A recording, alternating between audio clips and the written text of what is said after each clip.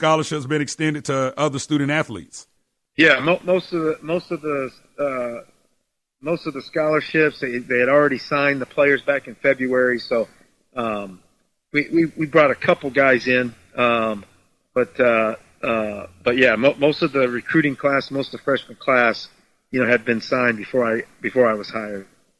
This is the HBCU Report being heard via Spreaker.com. We are powered by SportsNewsAndBrews.com, your source for sports, black news, political news, and the latest on your favorite craft beers. Log on to SportsNewsAndBrews.com right now.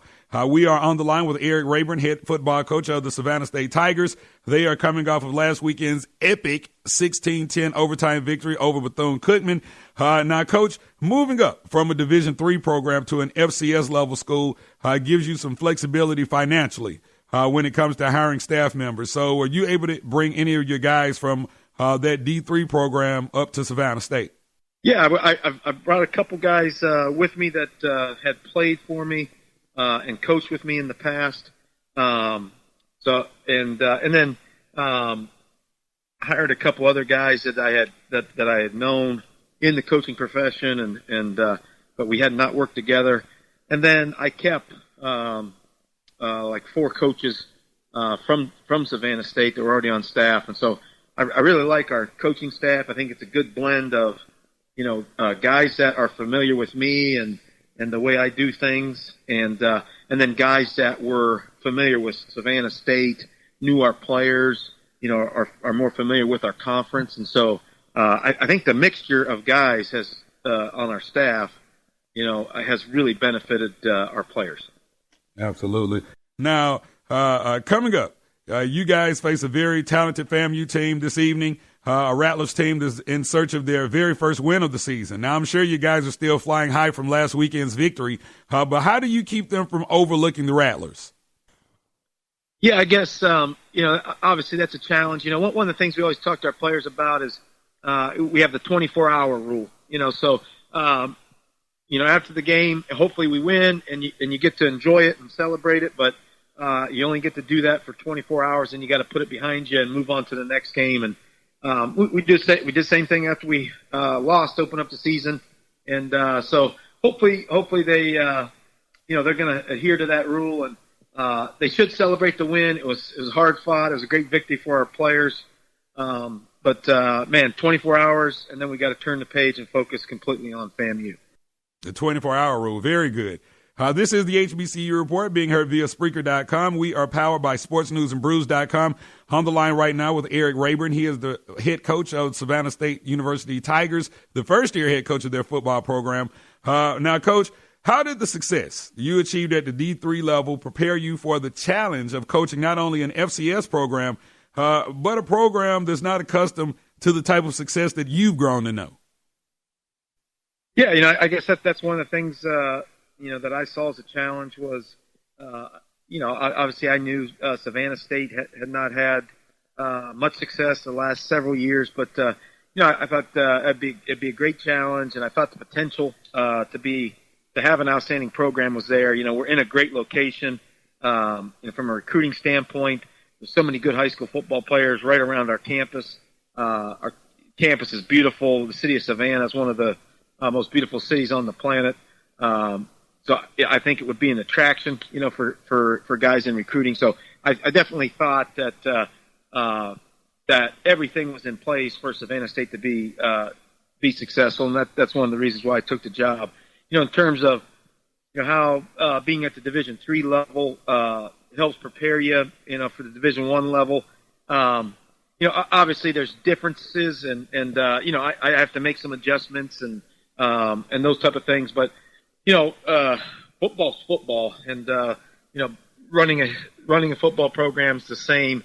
Whether you're a Division I coach or a Division III coach or a high school coach or a junior high coach. And so I think even though I don't have any experience at Division I did have 16 years of experience as a head coach, and I think that's what I've tried to rely on the most is the head coaching experience I have, and obviously we have to make little adjustments to our schedule and the way we recruit, but all in all, we run the program the same way I ran the program at Wabash in the same way I tried to run the program at Coe College, and it's basically the way I was coached as a player and as an assistant coach at Mount Union.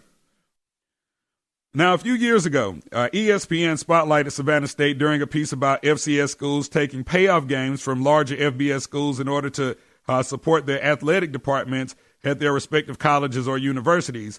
Now, at the time, Savannah State faced Oklahoma State to open the season. That was followed by Miami. And Steve Davenport, who was the coach at Savannah State at the time, talked about the margin of victories being demoralizing for some of the players. So I have to ask you, what are your thoughts on the necessity for some schools to take these type of games? You know, that money allows us to do a lot of things that our players benefit from. The number one thing for us is, it's going to allow us to have the money to help pay for our guys that go to summer school, so that, all of our guys are not just graduating, but graduating on time. So it's going to benefit our players.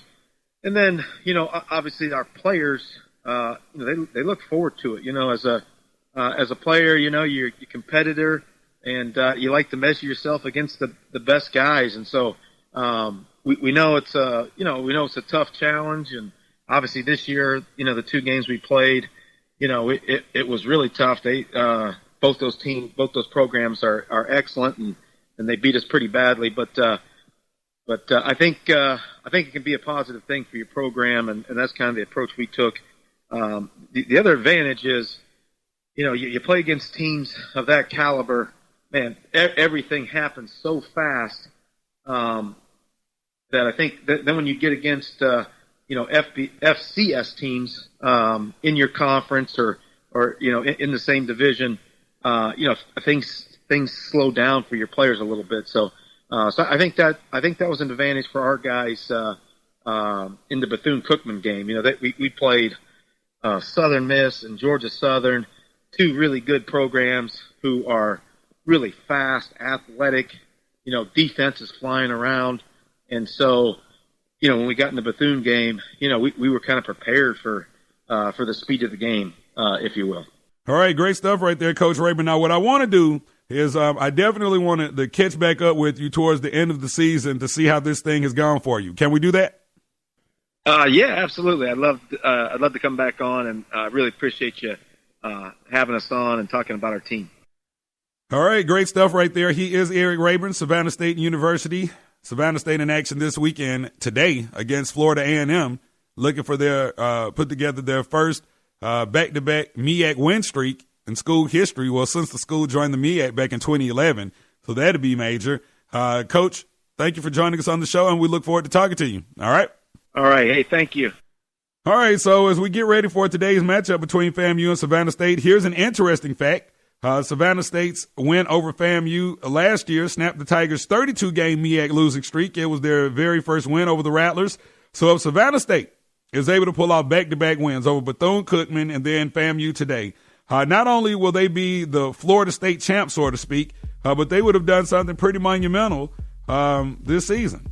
So big shouts out to Coach Raeburn, and we look forward to talking to him on down the road. Now, coming up, we'll talk a little CIAA football with the Benedict College head man, the legendary Mike White, the former head man down at Albany State that did great things down at Albany State. He joins us next right here on the HBCU Report. We are powered by sportsnewsandbrews.com, your source for sports, black news, political news, and the latest on your favorite craft beers. Log on to sportsnewsandbrews.com. Mike White is up next. Don't forget, in addition to Spreaker, we can now be heard via iTunes, TuneIn, and Google Play Music. The HBCU Report is officially everywhere you are. The HBCU experience lives here. The HBCU Report with Rob Calloway. We'll be right back.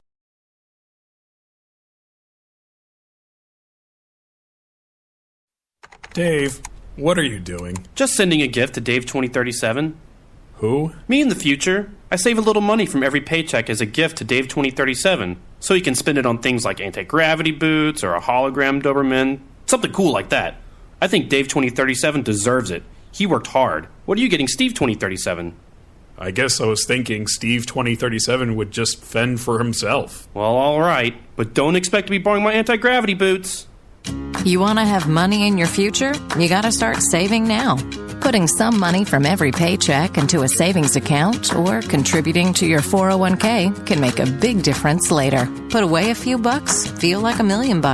For free ideas and easy ways to save, go to feedthepig.org. That's feedthepig.org. Hey, let's just hope Steve 2037 doesn't get his hands on a cold time machine, because he is going to come back here and knock some sense into you. This message brought to you by the American Institute of Certified Public Accountants and the Ad Council. Connecting the SWAC, the MEAC, SIAC, and the CIAA, the HBCU experience lives here. It's the HBCU Report with Bob Calloway.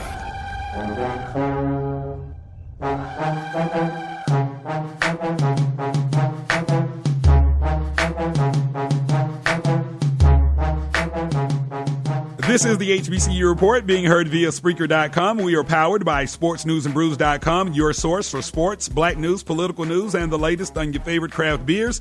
Log on to SportsNewsAndBrews.com. In addition to Spreaker, we can now be heard via iTunes, TuneIn, and Google Play Music. Very happy to announce that, because what that means is that the HBCU Report is officially everywhere you are.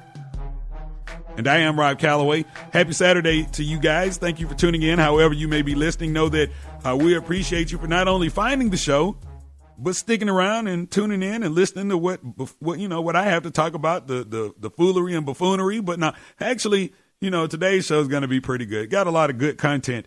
But before we get into our next interview, because we have our next interview standing by, I want to give you this little nugget. It's on this date in HBCU history. It was on this date that Morgan State University was founded in Maryland in 1872. It is also the date that Kentucky State University was founded in Frankfort, Kentucky in 1886. All right. So we talked about it earlier in the show, the first segment of the show. Benedict College knocking off Fort Valley 28-14. But last weekend, they did something that I don't remember the last time that it's happened. Fort Valley was held to just 10 rushing yards all day, and that's a major accomplishment right there. The win was Benedict's first versus Fort Valley since 2009, and just the third time since Benedict resumed football in 1995 that they defeated the Fort Valley Wildcats. So, again, they're doing big things. Last year, the Benedict College Tigers went 0-10, which is not good. They've already tripled their win total, which is good, and currently sit atop the SIAC East with a 3-1 record thus far. And right now we're being joined by the man that Benedict brought in to turn things around, the legend. Mike White joins us on the show right now. First of all, Coach, it's been a minute. Welcome back to the HBCU Report. Thank you. Good to be back. All right, so right now, your guys currently 3-1 and atop the SIAC East after going 0-10 in your first season. We now see the turnaround, Coach. What had to be done in order to get things going the Mike White way? Not really a lot. It just took time, and we still got a long way to go.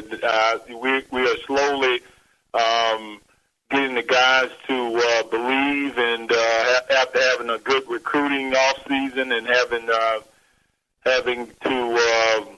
just get the guys up to speed on the defense itself, and just a year upon our belt, I just think we're playing a little bit more confidence, and so this is basically the same group of guys, even though our roster has changed, but on the field-wise, this is the same group last year, and they just bought in, and we just playing a little bit better than we did last year. Now, what have you found to be your biggest challenges or adjustments, if you will, going from a system that you had in place there at Albany State to going to Benedict? Now, what have you found to be your biggest challenges in the move from Albany State to now being at Benedict, which is traditionally known as a basketball school? Ooh, that's a big one there. This is, the program itself is not really set up here, and so it's a lot of little things behind, but other than the X and O's that you got to, your locker rooms, your equipment, it's a lot of things off the field that is taking up your time that you got to get straight so you can, focus on what's important, which is, winning games. And so that's really what we did as a staff, is just really kind of focus on what we can, change in what we can do, and let the other stuff kind of come along as it,